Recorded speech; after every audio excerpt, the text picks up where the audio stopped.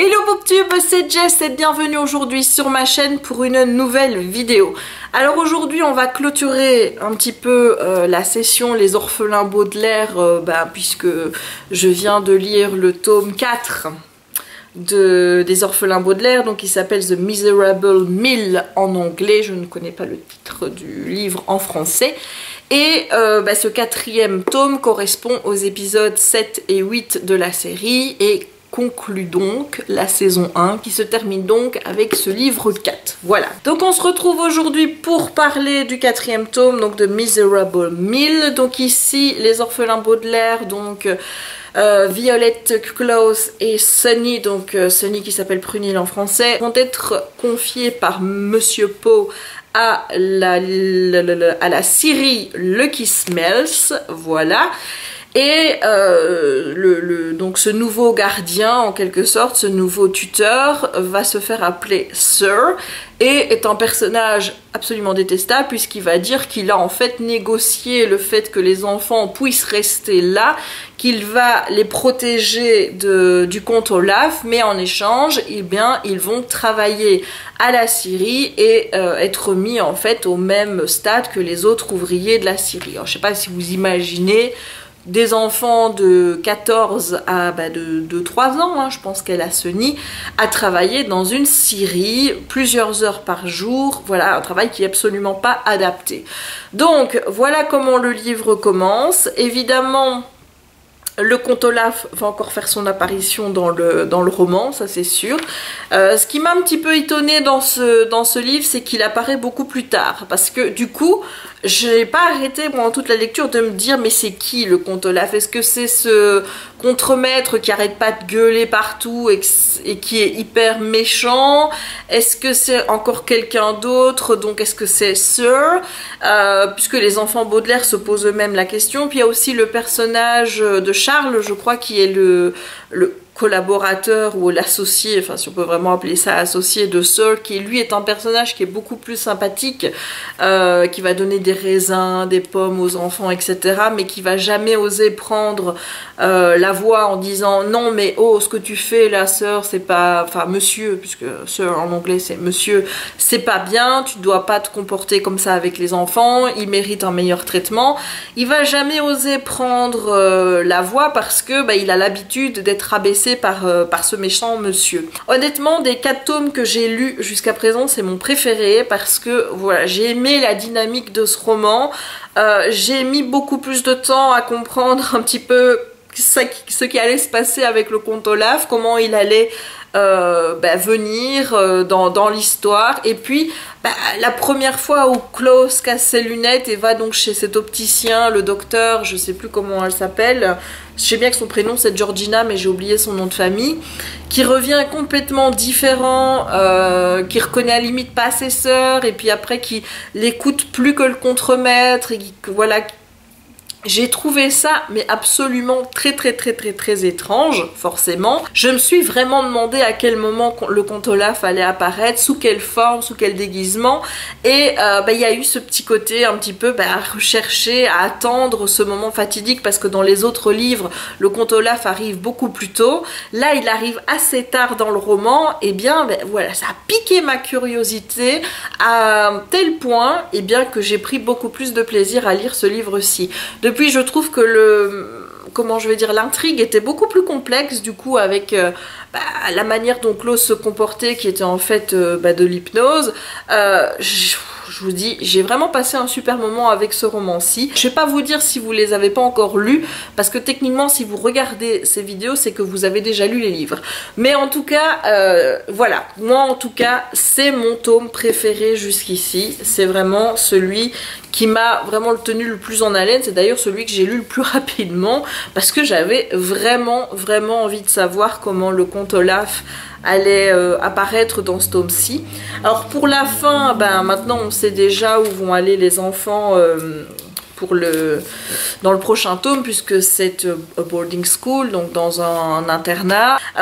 J'ai pas aimé trop la manière dont ça a été abordé parce que Voilà, le Sir, en fait, donc le monsieur, là, reste en quelque sorte leur tuteur, puisque c'est lui qui décide de les envoyer dans cette boarding school en disant « Mais moi, il est hors de question que vous restiez là, vous portez la poisse. » Enfin voilà, c'est pas très sympathique, autant vous le dire. Donc dire ça devant des enfants, en plus, j'ai trouvé ça assez dur. Mais bon, c'est l'histoire qui veut ça.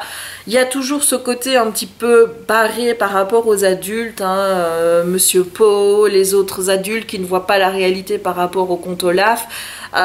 Parfois c'est vrai que ça devient agaçant de voir à quel point ces adultes sont complètement débiles, mais voilà, ça apporte le côté barré du roman. L'écriture, j'adore toujours le style de Lemony Snicket, la façon dont il va nous expliquer des expressions, comment ces expressions tombent à pic au moment où il en a besoin.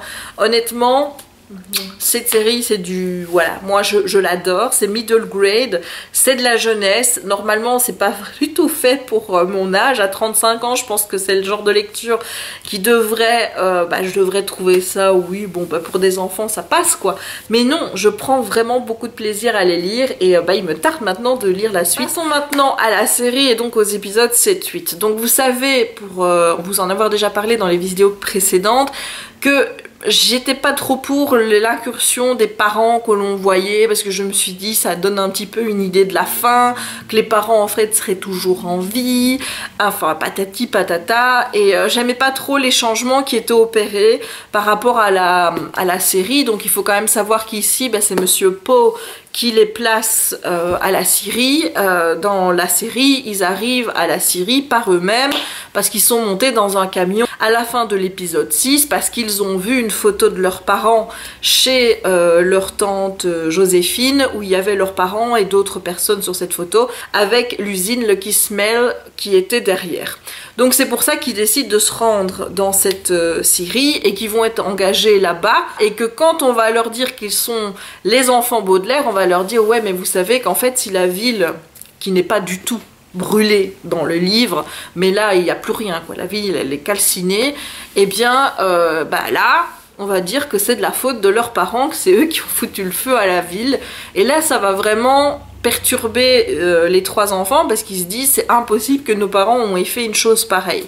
Donc ça rajoute encore un mystère complémentaire, à savoir pourquoi est-ce qu'on veut mettre la responsabilité de l'incendie qui s'est produit dans la ville sur les enfants Baudelaire. À part ça, évidemment, la trame principale du livre est suivie, même s'il y a quelques changements qui sont opérés, on retombe toujours sur nos pattes quand il s'agit des éléments principaux. Même s'ils arrivent d'une manière différente que dans le bouquin, paf, l'élément principal s'y retrouve.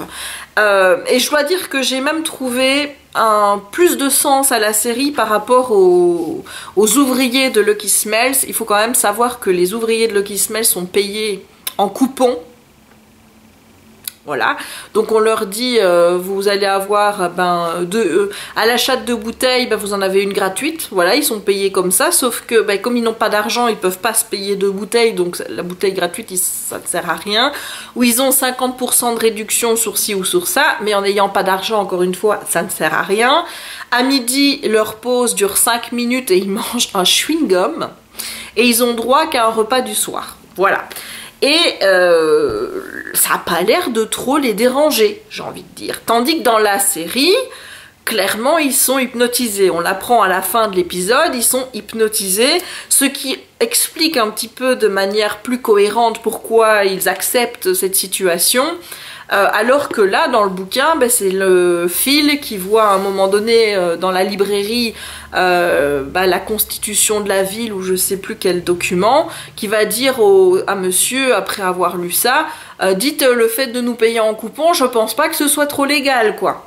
Enfin, vous imaginez un petit peu le... Vous vous dites à un moment donné, mais ils sont cons ou quoi?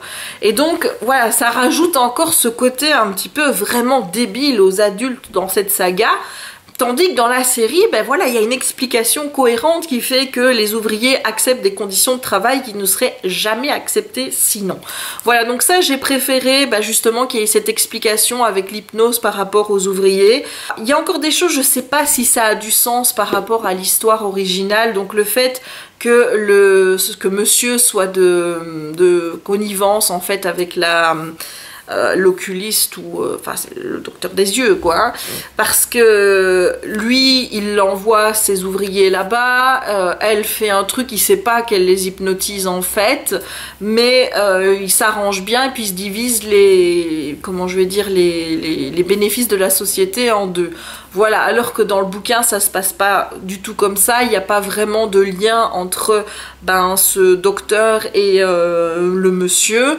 Enfin, il y a des choses, je me demande si ça a du sens par rapport à l'histoire globale des orphelins Baudelaire ou c'est juste des choses qui sont rajoutées, comme par exemple était dans le tome 3 avec le restaurant, là, le clown triste, ou je sais plus le nom du restaurant, où les enfants vont et où le serveur dans le livre a l'air d'être quelqu'un de totalement lambda, qui n'en a rien à faire, alors que dans la série, c'est quelqu'un qui fait partie un petit peu de l'organisation, qui connaît les orphelins Baudelaire et qui va essayer de les aider. Donc voilà, je sais pas encore si tout ça a du sens. J'ai été extrêmement surprise que les parents qu'on voyait depuis le début de l'épisode 1 ne soient pas les parents Baudelaire. Voilà, j'étais persuadée que c'était les parents Baudelaire. Donc là je dis chapeau parce que je me suis fait totalement avoir. Du coup je me demande qui sont cette deuxième famille, vu la fin de l'histoire, puisque leur maison brûle aussi dans l'épisode 8 et que visiblement les enfants vont se retrouver dans le même boarding school puisqu'on le voit à la fin de l'épisode 8 aussi. Je me dis qu'est-ce que ça va encore impliquer pour la suite, qu'est-ce qu'on va encore apprendre, qu'est-ce qui va encore être pareil par rapport au livre et dans la série, est-ce que la série va s'éloigner de l'histoire à un moment donné, enfin bref j'ai plein de questions, mais en tout cas j'ai adoré la manière dont cette saison s'est terminée. La chanson de la fin qui est chantée donc par le comte Olaf et par d'autres personnages, je l'ai trouvée juste absolument magnifique. Alors bon, vous avez déjà le générique qui changeait à chaque fois qu'on changeait d'histoire. Là, cette chanson à la fin, voilà, c'était une petite cerise sur le gâteau. J'ai kiffé cette saison 1, même s'il y avait des changements que j'ai pas toujours appréciés. Elle a réussi à m'apporter une intrigue en plus, j'ai envie de dire, à mettre du suspense en plus, où je m'interrogeais et où je vois finalement que je me suis totalement plantée, puisque j'étais persuadée que moi c'était les enfants, les parents des enfants Baudelaire. Donc du coup pour la fin de la saga, moi j'espère toujours une fin heureuse, hein. J'espère toujours que les parents Baudelaire ne sont pas morts et qu'à la fin, les enfants Baudelaire vont retourner vivre avec leur famille. Ça remet du coup des choses en perspective parce que je me dis effectivement, si Lemony Snicket me dit depuis le début c'est pas une histoire qui se finit bien, est-ce qu'il dit ça juste pour nous brouiller ou alors est-ce que c'est vraiment ce qui va arriver? Enfin voilà, du coup j'ai envie de continuer les bouquins parce que j'ai envie de savoir ce qui va se passer, mais d'un autre j'ai envie d'attendre la série parce que j'aime en fait regarder les épisodes en même temps que lire le livre, et j'aime vous tourner ces genres de vidéos. Donc et je me dis que si forcément je lis les livres avant, si je sais ce qui va se passer dans les tomes suivants, mon avis sera pas forcément le même, quoi. Vous voyez, forcément, vu que je connaîtrai la suite, ce sera pas la même chose, où là, je suis totalement dans le flou artistique pour ce qui peut se passer dans les bouquins à venir.